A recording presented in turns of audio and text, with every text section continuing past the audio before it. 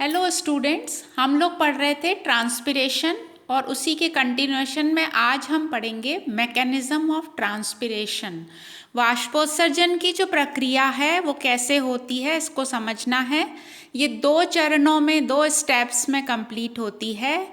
पहला स्टेप है evaporation of water from cell wall to intercellular spaces. जो भी कोशिकाएं, जो मीजोफिल टिश्यू होता है पत्ती का, उसमें जो कोशिकाएं होती हैं उनकी सेल वॉल से पानी निकलकर अंतरा कोशिकीय अवकाश में इकट्ठा होता रहता है। जब हम पत्ती के टीएस का सेक्शन देखते हैं तो उसमें ऊपर होते हैं पेलिसेड टिश्यू और नीचे होते हैं स्पंजी टिश्यू, और स्पंजी टिश्यू के बीच बीच में इंटरसेलुलर स्पेसेस पाए जाते हैं।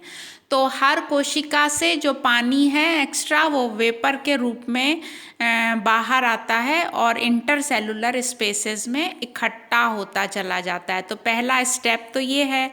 और दूसरा स्टेप है diffusion of water vapour outside. जो पानी वाष्प के रूप में इकट्ठा हो जाता है इंटरसेलुलर स्पेसेस में, अंतराकोशिकीय अवकाश में, उसका विसरण होता है स्पेस से बाहर की तरफ। बाहर की तरफ कैसे होगा? Through stomata. तो स्टोमेटा ही मेन जो वाष्पोत्सर्जन के लिए रिस्पॉन्सिबल है। तो इसलिए हमें क्या पढ़ना पड़ेगा? हमें पढ़ना पड़ेगा कि स्टोमेटा कब खुलता है और कब बंद होता है, उसकी क्या मैकेनिज़्म है। तो ट्रांसपिरेशन की मैकेनिज़्म समझने के लिए हमें स्टोमेटा के खुलने और बंद होने की मैकेनिज़्म को समझना पड़ेगा। अब ये जो स्टोमेटा हैं, ये इसको समझाने के लिए बहुत सारी थ्योरीज दी हैं कि स्टोमेटा कैसे खुलते हैं और कब बंद हो जाते हैं, क्योंकि 80 to 90% वाटर का लॉस स्टोमेटा के द्वारा होता है। ये हम पहले पढ़ चुके हैं। आज हम कुछ थ्योरीज को एक्सप्लेन कर लेते हैं। सबसे पहले जो थ्योरी है वो वॉन मोअल ने दी थी 1865 में। इसको बोलते हैं, बेसिक थ्योरी है, और इसको बोलते हैं फोटोसिंथेटिक थ्योरी। फोटोसिंथेटिक थ्योरी ये कहती है कि वॉन मोअल ने ये नोटिस किया कि जब लाइट की प्रेजेंस होती है तो स्टोमेटा ओपन हो जाते हैं, खुल जाते हैं, और जब रात होती है तो स्टोमेटा बंद हो जाते हैं। इसको समझाने के लिए, समझने के लिए रिसर्च के दौरान जो स्टेप्स निकल कर सामने आए हैं उनको यहाँ पर समझते हैं।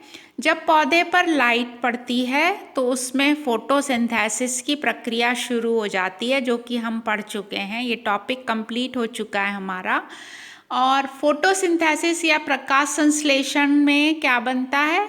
उसमें बनता है स्टार्च, है ना। और स्टार्च आगे जाके किस में कन्वर्ट हो जाता है? शुगर में। तो फोटोसिंथेसिस कौन कर रहा है? फोटोसिंथेसिस हो रहा है गार्ड सेल्स के द्वारा।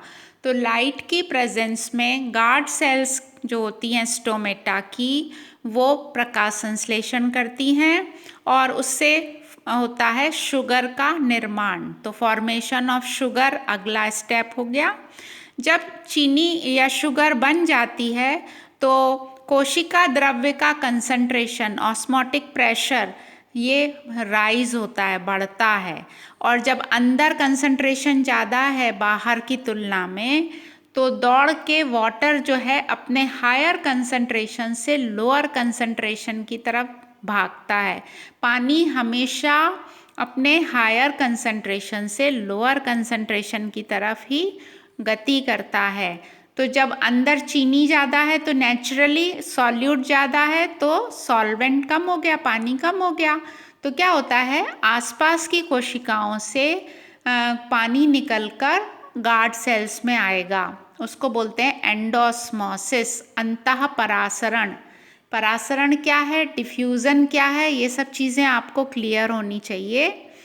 तो एंडोस्मोसिस होने से क्या होगा? जो गार्ड सेल्स हैं वो फूल जाएंगी, टर्जिड हो जाएंगी। उसको हिंदी में बोलते हैं आशून होना।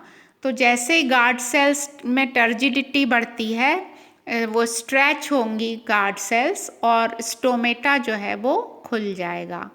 तो ये कुछ स्टेप हैं। आगे बढ़ने से पहले मैं बता दूं, डिफ्यूज़न है विसरण जिसको कहते हैं। विसरण में भी क्या होता है, हायर कंसंट्रेशन से लोअर कंसंट्रेशन की तरफ मॉलिक्यूल्स गति करते हैं।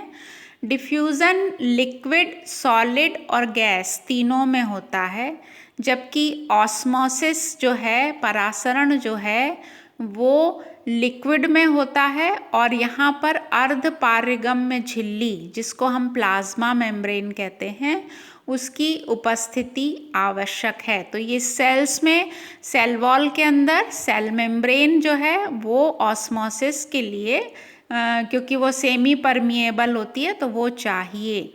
तो यहाँ पर ऑस्मोसिस की प्रक्रिया, तो आपका जो क्वेश्चन बन जाता है यहाँ पर इतना पढ़ने में ही कि what is the difference between diffusion and osmosis, विसरण और परासरण में अंतर बताइए। अब एंडोऑस्मोसिस होता है तो इसका अपोजिट एक्सोऑस्मोसिस भी होता है, बाह्य परासरण, उसको आगे चल के समझेंगे। बाह्य परासरण वैसे तो अभी थोड़ा सा जैसे अपन आइडिया कर लें, जब पानी कोशिका से बाहर की तरफ गति करेगा, गमन करेगा, उसको बोलेंगे, और वो कोशिका जो है वो सिकुड़ जाती है, प्रोटोप्लाज्म जो इकट्ठा हो जाता है उसको बोलते हैं बाह्य परासरण। और कोशिका में अगर पानी एंटर हो गया तो वो कोशिका फूल जाएगी और उसको बोलेंगे एंडोऑस्मोसिस। तो एंडोऑस्मोसिस और एक्सोऑस्मोसिस को समझने के लिए बहुत अच्छा उदाहरण आपने छोटी क्लासों में पढ़ा होगा कि अंगूर को चीनी के घोल में डाल दो तो अंगूर पिचक जाते हैं, और किशमिश को पानी में डाल दो तो किशमिश फूल जाती है। तो ये ऑस्मोसिस के उदाहरण हैं।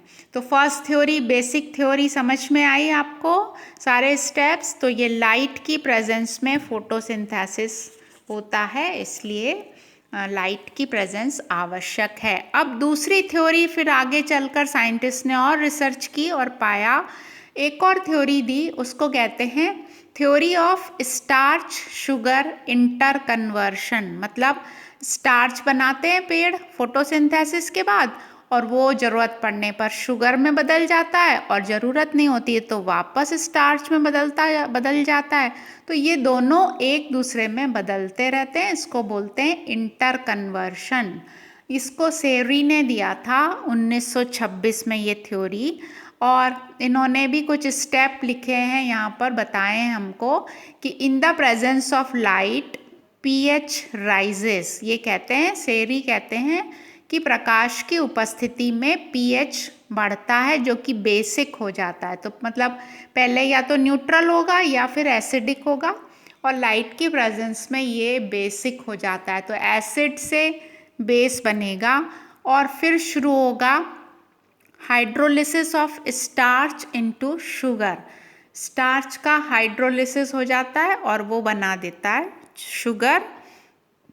शुगर का कंसंट्रेशन जैसे ही इंक्रीज होगा तो ऑस्मोटिक प्रेशर सेल का बढ़ जाएगा। ऑस्मोटिक प्रेशर इंक्रीज होने से पानी आसपास की कोशिकाओं से, जिनको हम सब्सिडियरी सेल्स बोलते हैं स्टोमेटा में, वहाँ से एंटर होगा, और जो स्टोमेटा की गार्ड सेल्स हैं वो टर्जिड हो जाएंगी। तो टर्जिडिटी या शून्यता आ जाएगी, और स्टोमेटा जो है वो खिंचकर ओपन हो जाता है। और स्टोमेटा के खुलते ही क्या होगा, जो सेकेंड स्टेप है ना मैकेनिज्म का ट्रांसफिरेशन में, कि diffusion of water vapour from inside to outside, मतलब अंदर जो इकट्ठी हो रखी है जलवाष्प वो स्टोमेटा के खुलते ही बाहर विसरित हो जाती है, उसको विसरण बोलते हैं। तो हाई मॉलिक्यूल्स उच्च सांद्रता से निम्न सांद्रता की ओर गति करते हैं विसरण में। अब आते हैं हम अच्छा, इन दोनों थ्योरीज में रात में इसका जस्ट अपोजिट होगा। फोटोसिंथेटिक थ्योरी हो या स्टार्च शुगर इंटरकन्वर्शन हो, अगर लाइट की प्रेजेंस नहीं है, मतलब नाइट है, डार्क है, तो जस्ट अपोजिट हो जाएगा। एंडोऑस्मोसिस की जगह एक्सोऑस्मोसिस हो जाएगा। ऑस्मोटिक प्रेशर जो इंक्रीज हुआ था वो डिक्रीज हो जाएगा, और फोटोसिंथेसिस जो है वो रात में लाइट रिएक्शन तो होती नहीं है, तो फिर स्टोमेटा जो है वो फ्लैसिट हो जाता है, सिकुड़ जाता है और बंद हो जाता है। तो इन्हीं के अपोजिट स्टेप रात में होते हैं। तीसरी थ्योरी जो दी थी वो दी थी यिन एंड तुंग, दो वैज्ञानिक हैं 1948 में। इन्होंने इस थ्योरी का नाम दिया है स्टार्च ग्लूकोज इंटर कन्वर्शन। मतलब इन्होंने थोड़ा सा माइनर ऑब्जेक्शन किया है कि स्टार्च से शुगर नहीं बनता है, सीधा ग्लूकोज बन जाता है। तो इसलिए इसको इन्होंने स्टार्च से ग्लूकोज बनना नोटिस किया। और स्टेप वही हैं जो अभी हमने ऊपर समझे, इसलिए स्टेप यहाँ पर मैंने मेंशन नहीं किए हैं। लेकिन बहुत सारी जो थ्योरी, ये तीनों थ्योरी जो हैं सेम इनके बहुत सारे ऑब्जेक्शंस हैं। और मेन ऑब्जेक्शन ये है कि कुछ पौधों की गार्ड सेल्स में ना तो स्टार्च बनता है और ना ही कन्वर्शन जो है वो इतना फास्ट होता है कि स्टोमेटा जल्दी से खुल जाए और बंद हो जाए। तो गार्ड सेल्स में स्टार्च नहीं होने का कारण क्या है कि उसमें क्लोरोप्लास्ट नहीं होते, तो वो फोटोसिंथेसिस नहीं करते कुछ पौधों में, कुछ गार्ड सेल्स में, सब में नहीं। तो पर ऐसा है तो सही ना। तो फिर इस थ्योरी को यूनिवर्सल कैसे मान सकते हैं? तो फिर उन्होंने इसको ऑब्जेक्शन लगाया और ये भी ऑब्जेक्शन लगाया कि ये प्रक्रिया इतना स्लो होती है कि ये it is not sufficient for opening and closing of stomata. खैर जो भी है, हमारे कोर्स में हमें थ्योरीज पढ़नी है तो हमें इनको लिखना पड़ेगा अगर हमसे इस पर क्वेश्चन आता है तो। अब चौथी थ्योरी थोड़ी सी अलग है, इसको पढ़ लेते हैं। थ्योरीज और हैं जिसको हम अगले उसमें कंटिन्यू करेंगे, अगले लेक्चर में। चौथी थ्योरी दी है लेविट नामक फिजियोलॉजिस्ट ने 1974 में, और इसको कहते हैं proton transport theory. Proton transport theory ये कहती है कि जैसे ही पौधे पर लाइट पड़ती है सबसे पहले मैलिक एसिड का प्रोडक्शन चालू हो जाता है।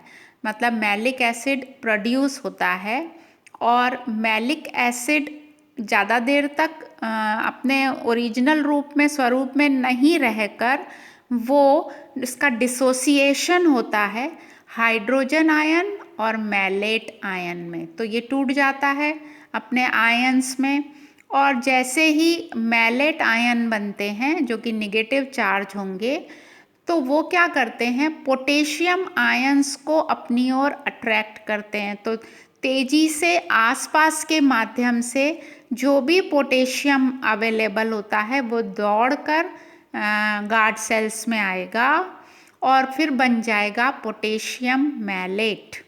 तो पोटेशियम मैलेट का ट्रांसपोर्टेशन बनने के बाद वैक्यूल्स में हो जाता है, वैक्यूल्स में ये इकट्ठा हो जाता है और इसका कंसंट्रेशन बढ़ने से एंडोऑस्मोसिस की प्रक्रिया चालू हो जाती है। अंतः परासरण, पानी चारों तरफ से उस तरफ गति करने लगता है और परिणाम वही है जैसा ऊपर हमने समझा, आशून्यता बढ़ेगी, टर्जिडिटी बढ़ेगी और स्टोमेटा जो है वो ओपन हो जाता है। तो यहाँ पर प्रोटॉन ट्रांसपोर्ट थ्योरी में पोटेशियम जो आयन है वो एक क्रूशियल रोल प्ले कर रहे हैं गार्ड सेल्स में, और वो जिम्मेदार हैं कि स्टोमेटा खुले। और रात में इसके जस्ट अपोजिट हो जाता है। तो गार्ड सेल से जब निकल जाएगा तो मैलिक एसिड बनेगा ही नहीं, तो फिर वो स्टोमेटा बंद हो जाते हैं।